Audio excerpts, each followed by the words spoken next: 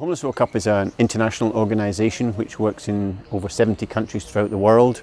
Throughout the year it works with homeless people, getting them off the street by playing football, and then once a year it organises an annual tournament where the players come to represent their country at that venue. Yes, I call myself a social entrepreneur, and I am a social entrepreneur. When somebody first called me it, which I think was about 15 years ago now, it might have been a bit longer, 15, 16 years ago, it was like, aha. So somebody said to me, "You're a social entrepreneur," and I went, "I'm trying to work out all my life what I was, and that's it." Personally, I think that a social entrepreneur is merging the business and social together. So I think entrepreneurs are very smart in terms of the ideas and so on that they have, but it's all about making money or getting power, actually.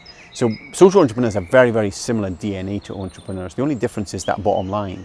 I first got involved, I was a journalist's background, and then I was involved with a colleague of mine starting the big issue in Scotland, and then got involved in setting a network up, the International Network of Street Papers. And then in 2001 at one of the conferences, myself and a colleague called Harald Schmied from Austria came up with the idea over a beer, and we talked about football being a simple way of involving homeless people in an international language, which was key, everybody understood. So that we had the idea and had the first event 18 months later in 2003 in Graz in Austria. There needs to be more social entrepreneurs in the world. I mean, the world, I think, is a difficult place. The rich get rich, the poor get poorer, the gap between them continues to grow. There's issues about the environment. And we've created a world now of two worlds. So there's the world of the have and the have-nots. And if you're in the have world, that's fine. But if in the have-not world, you've got problems. And that, to me, in the world, for human beings, is not sustainable.